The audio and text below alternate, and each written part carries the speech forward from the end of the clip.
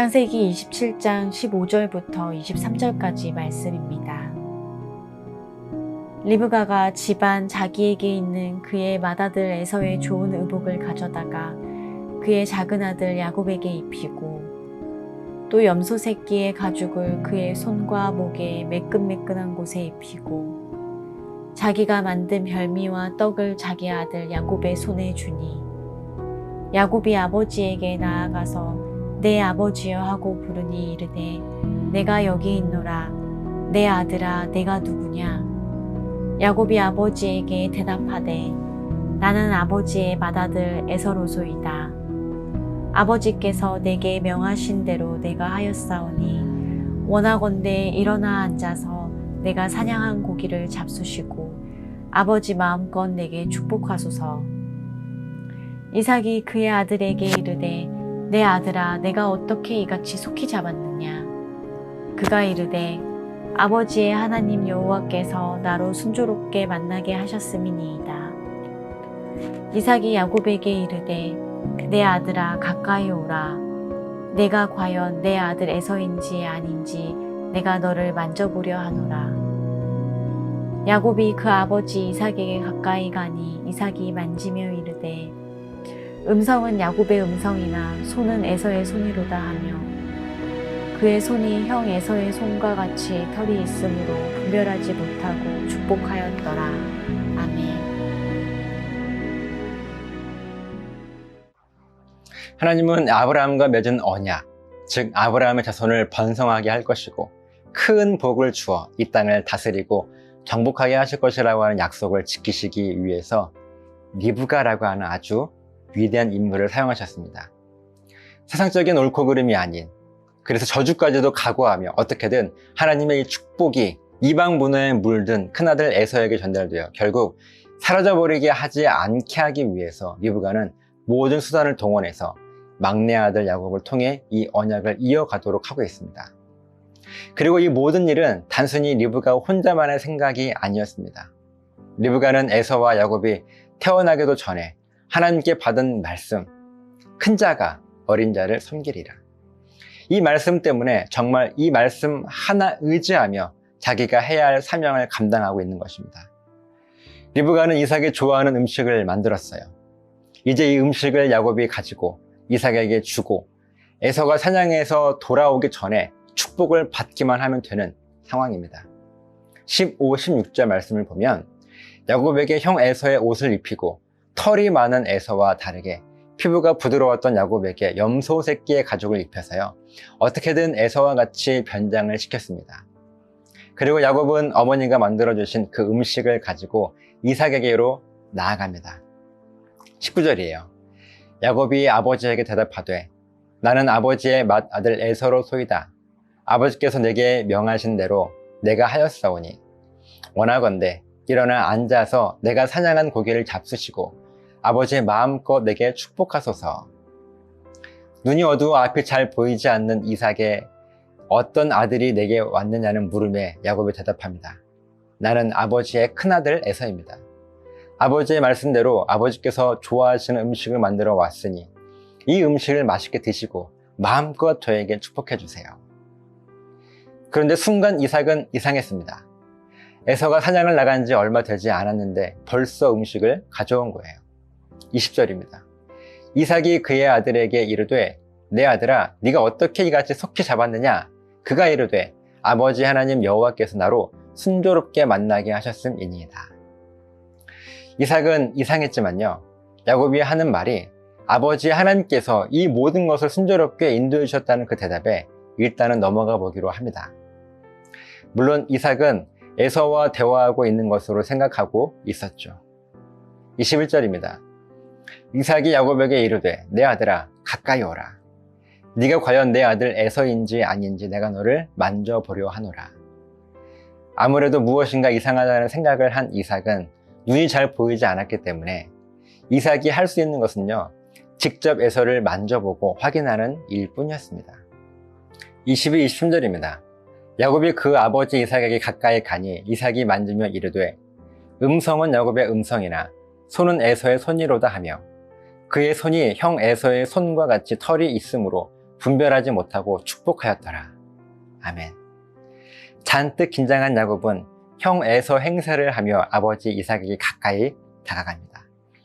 그리고 이삭이 야곱을 만지면서 하는 말이, 목소리는 분명 야곱의 목소리인데 손은 꼭 에서의 손이로구나 하며 이삭은 잠시 이상했던 마음을 가라앉히며 야곱을 에서라 확신하게 됩니다. 그렇게 이삭은 야곱을 축복했어요. 사랑하는 여러분, 방금 읽었던 말씀에서 이삭은 에서와 야곱을 분별하지 못하고 야곱을 에서라 확신하며 축복했다고 성경은 기록하고 있습니다. 우리는 쉽게 생각하기를요, 이삭이 아무리 눈이 잘 안 보인다 하더라도 야곱이 변장한 것을 모를 수 있을까라고 생각할 수가 있습니다. 물론 지금 이 모든 것은 하나님의 섭리 안에서 하나님의 인도함을 받고 있다는 사실은 분명합니다. 그러나 우리들이 분명히 기억해야 할 것은요, 이삭에게 영적인 분별력이 없었다는 것입니다. 23절에서 이삭이 에서와 야곱을 분별하지 못하였다고 할 때 이 분별하다는 말의 히브리어 원어의 의미는요, 자세하고 세밀하게 보다라는 의미를 가지고 있습니다. 이삭은 이 쌍둥이 아들들의 친아버지입니다. 당연히 그 누구보다도 에서의 목소리와 야곱의 목소리를 잘 구분할 수 있었습니다. 또 이삭은 그 누구보다도 야곱과 에서를 만져보면 누가 야곱이고 에서인지를 구별할 수 있었습니다. 그런데 이삭은 야곱과 에서를 구분하지 못했습니다. 만약 이삭이 조금만 더 자세하고 세밀하게 야곱을 만져보고 목소리를 들어보았다면 어땠을까요? 분명 이삭 앞에 음식을 가져와 축복해달라는 이 사람이 에서가 아니라 야곱인 것을 알아챘을 것입니다. 왜냐하면 야곱이 어떠한지, 에서가 어떠한지에 대한 분명한 기준을 이삭은 알고 있었기 때문입니다. 그러나 이삭은 자세하고 세밀하게 느껴보지 않았어요. 오늘 여러분에게 질문 드립니다. 여러분은 영적인 분별력이 있으십니까? 무엇이 옳고 무엇이 옳지 않은지, 이 일이 중요한지 저 일이 중요한지, 무엇을 먼저 해야 하고 무엇을 나중에 해야 하는지를 분별할 수 있는 능력이 여러분들에게 있으십니까? 오늘 본문의 말씀을 중심으로 이 질문을 풀어보면요, 여러분은 여러분들의 삶 속에 일어나고 있는 여러 가지 일들을 하나님의 말씀을 기준으로 자세하고 세밀하게 바라보고 계십니까? 아니면 대충 보여지는 대로, 느껴지는 대로 살아가고 계십니까? 이 질문에 대한 여러분들의 대답이 바로 여러분이 가진 영적인 분별력의 정도가 될 것입니다. 이삭이 에서와 야곱에 대해서 몰랐을까요? 아니죠. 누구보다도 더 잘 알고 있었습니다. 그러나 자세하게 바라보지 않았기 때문에 분별하지 못했습니다. 우리들도 마찬가지예요. 우리들이 하나님의 말씀을 잘 모릅니까? 아니죠. 누구보다도 잘 알고 있습니다. 하나님의 말씀을. 그러나 그 말씀을 기준으로 내 삶을 더 자세하고 세밀하게 바라보지 않기 때문에 우리들에게 영적인 분별력이 없는 것입니다. 오늘 이 말씀을 저 여러분이 꼭 기억했으면 좋겠어요. 그래서 이 시대를 살아가며 하나님의 말씀을 기준으로 한 영적인 분별력을 가지고 능력 있게 이 땅을 살아가시기를 예수님의 이름으로 간절하게 부탁을 드립니다. 기도하시겠습니다.